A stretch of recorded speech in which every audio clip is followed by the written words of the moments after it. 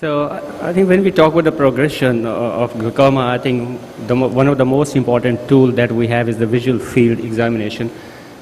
We have many other tools now available because no one tool is best, no one tool gives you everything. So you actually have to look at different ways using different techniques and then kind of come to a conclusion in the end. Some tools are better for certain situations and others are better for others. So basically in glaucoma, what we are talking in this session also is basically the structure-functional relationship.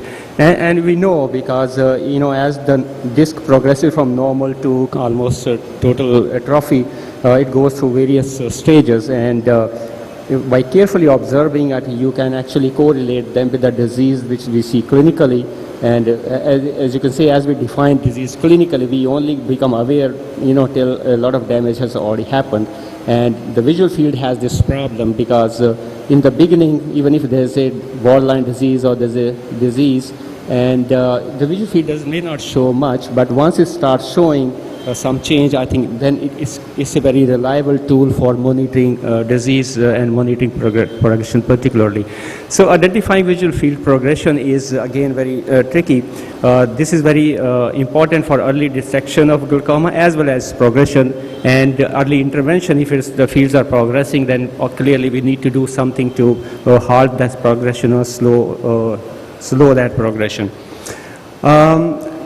It's a bit challenging to define detect progression on visual fields. The reason is that visual fields are subjective test, and there's a lot of variability. There's a long-term variability, what we call LTV. Basically, what this means is that when you're doing visual fields from one sitting to another sitting, there's a normal variation in the performance.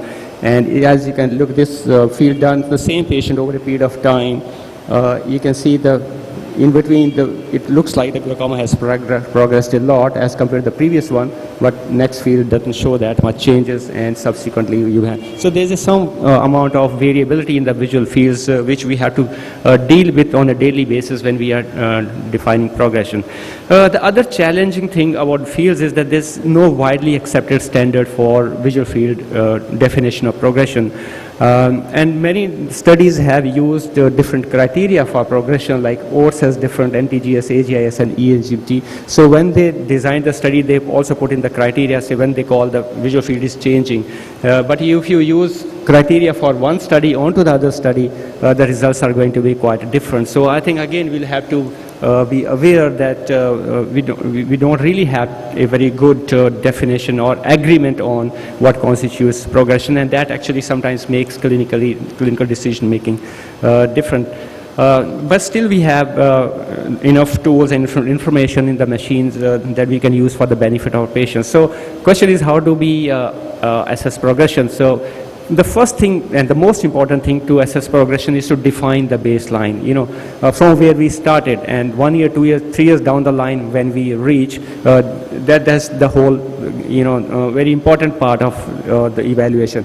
And to get good quality visual fields, baseline fields again somewhat tricky. It needs at least 2 to 3 consistent and reliable visual fields to have a good baseline. And sometimes you may have to do 5-6 times in certain patients, but by and large 2 or 3 will give you an adequate baseline. And once that baseline is done, then when do we say the progression has occurred? So then that would be the question.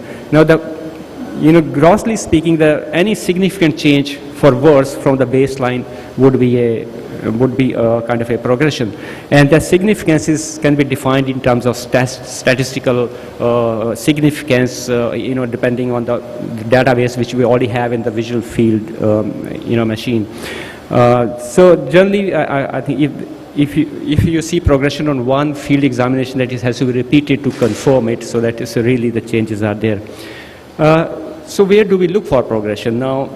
It's known that visual fields tend to deteriorate where there are already there's a damage already. So deepening of the existing scotoma is the most frequent happening, and enlargement of the existing scotoma is the second most frequent. But these two, the existing scotoma either becomes deeper or larger. That's the most frequent change, and that is actually the place where to look for progression. But sometimes the new scotoma can also appear when the disease is progressing. There are a number of ways to check for progression in your whichever parameter you're using, with Octopus, Humbry, or some other. They all have equivalent programs.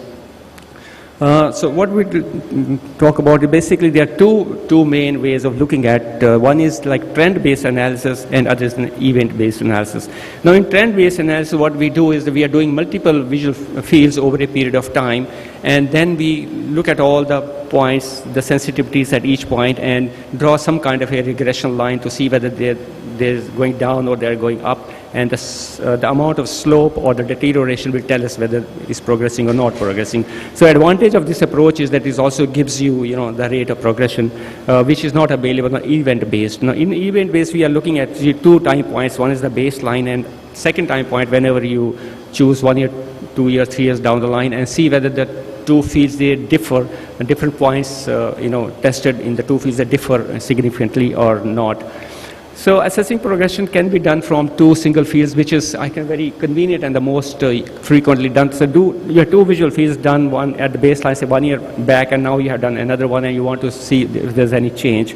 So as I said, I think the place to look for is the existing scotoma or the adjacent to that, and then you look at these points, whether you can see there's some new points are appearing. So you look at the pattern standard deviation plot, which is more reliable than just a deviation plots, and you can see some points have appeared. So you can say that there is some change in this visual field for the burst, and that could be a progression. So next step would be to repeat this test and see whether it's repeatable or it's not repeatable.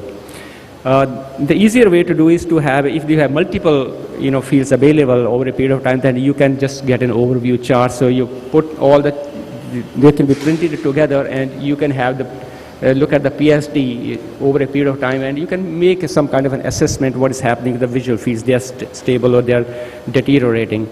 Now Humphrey visual field has some statistical packages built in, StatPack, and that can also be used. So in the glaucoma change probability, basically you look at the mean deviation values and over a period of time, and the machine will tell you and plot them accordingly whether their values are going down or they're going up, and it will also give you some kind of significance, whether at what level of significance the changes are. The problem here is that it is using mean deviation, which is prone to media errors and other things, so you have to be careful about that.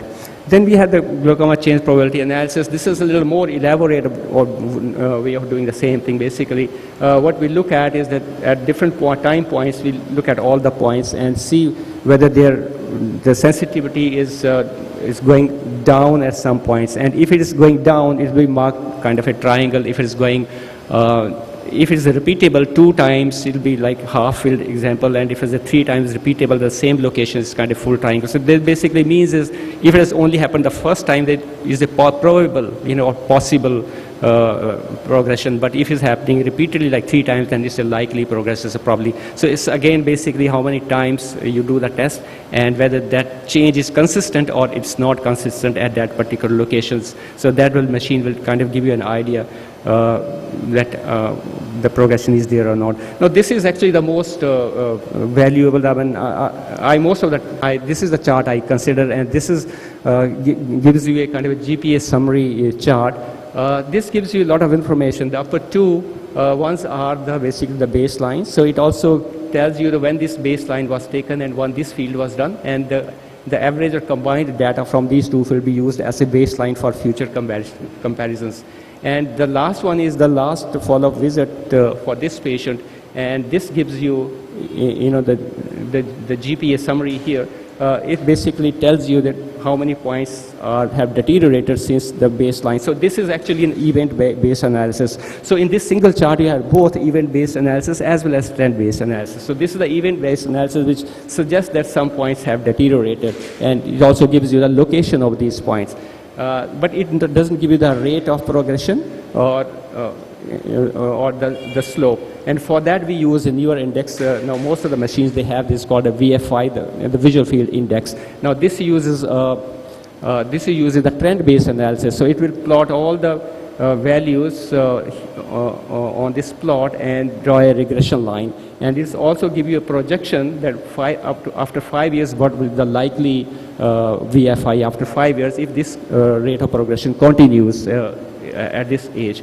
And then it calculates the slope, and it tells you whether the slope is significant for this, this age group, or it is not significant. So this is a very important chart, and most of us would probably like to look at that.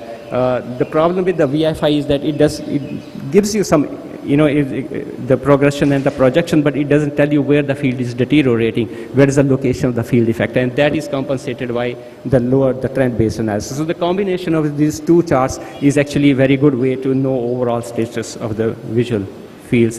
And then one can do follow-up examinations, and they'll tell you whether they're progressing or not. So basically in visual field progression, as of now, we have to keep to the trend-based as well as VFI. We should need both. And in event-based analysis, we are comparing, as I said, two fields and on follow-up visit, whereas on trend-based analysis, we are actually drawing a regression line. The problem here is that we need to have certain minimum number of examinations, at least 5 examinations before you can have a regression line drawn. So, but a word of caution, because sometimes the visual field can show changes over a period of time, and it must be correlated clinically.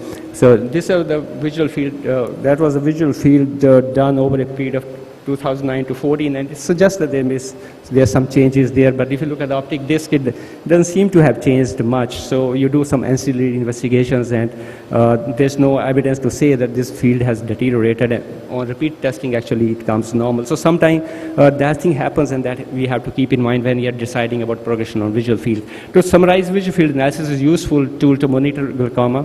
LVT, long-term variations, make it a bit difficult to assess. There's no standard way to analyze visual field, but there's definitely a systematic way of doing it. And you have the inbuilt statistical tools which are very useful and must be used. And change in visual fields should always be correlated with what's happening clinically. Thank you very much. And this is the next Glaucoma Society of India conference in Palampur. So November 4 to 6, you're all invited. Thank you.